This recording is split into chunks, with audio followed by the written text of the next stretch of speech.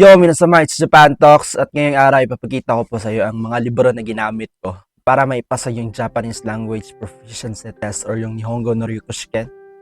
So, sa pag-self-study ko po is hindi ko naman kaya lahat basahin ang mga nire-recommend sa akin na libro. Siguro mga 6 na libro yon.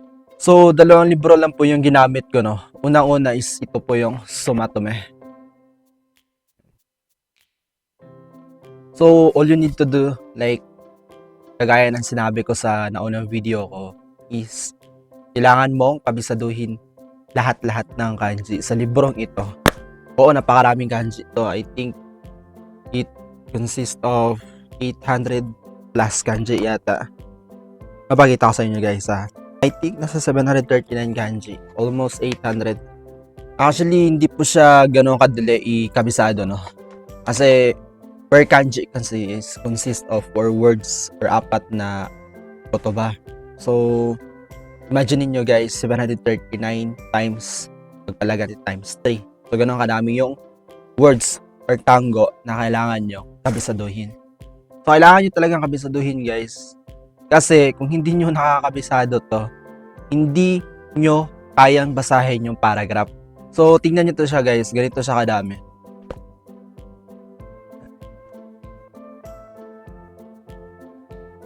Yan. Sa isang kanji, halos may 4 na kotoba, may 2 kotoba or 2 words per kanji. So, ganito po karami yung level na to. Well, ito lang po yung pinaka-the best na masasuggest ko sa inyo.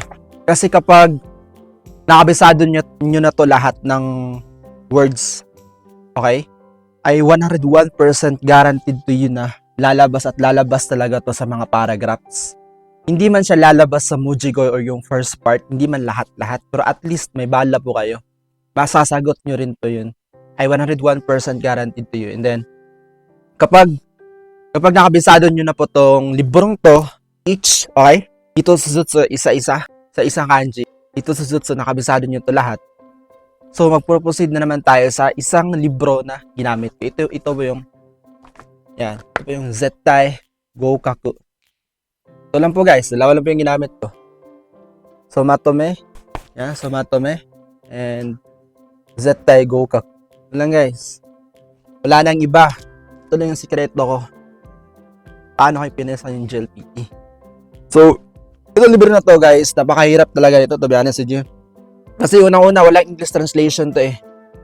Parang ano talaga guys. Parang katulad na talaga siya ng totoong exam. Yung nakikita nyo talaga sa test booklet or yung sa mga questionnaire pag magtitake ka ng GLPT, ganito talaga yung pattern, yung setup. Nagkaiba lang dito guys is siguro yung story. Napakita ko sa inyo guys ha. Okay. So, kada paragraph kasi guys, so may mga questions yan siya. So, ang gawin nyo guys is itong libro na to, ang gawin nyo is basahin nyo araw-araw kasi para to sa reading or sa dokkay. Okay? Sa reading comprehension, magagamit mo talaga to. Napakagamit to guys. At saka napakalaking puntos sa reading comprehension kumpara sa Mujigoy or yung characters kanji, di ba? So, sa libro na to guys is di ninyo na kailangan intindihin yung listening test or yung chokai kasi unang-una meron na kasing disc or yung may CD na kasi siyang kasama guys. So, may 3 CD to guys. Sak na sak talaga siya guys para sa listening practice test. So, ito siya guys, oh. Disc 1, 2, 3 to siya guys. Nasa likod yung isa. Yan. Actually, maganda naman talaga yung listening practice test dito. Pero, like I said sa nauna kong video is I better suggest yung anime talaga. Kasi yung level kasi na anime guys, kapag nanonood ka ng anime without subtitles at saka naintindihan mo yung sinasabi ng mga characters doon, for example, Jujutsu Kaisen, pinapakinggan mo yung sinasabi ni Satoru Gojo, lahat-lahat ng sinasabi niya, 101%, naiintindihan mo kahit hindi ka pa tumitingin sa subtitle or kahit walang subtitle. Ibig sabihin, kahit N1 level, okay?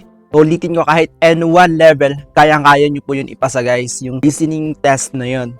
So, Yun na yung pinaka the best advice ko guys. At isa pang advice ko sa inyo guys, no.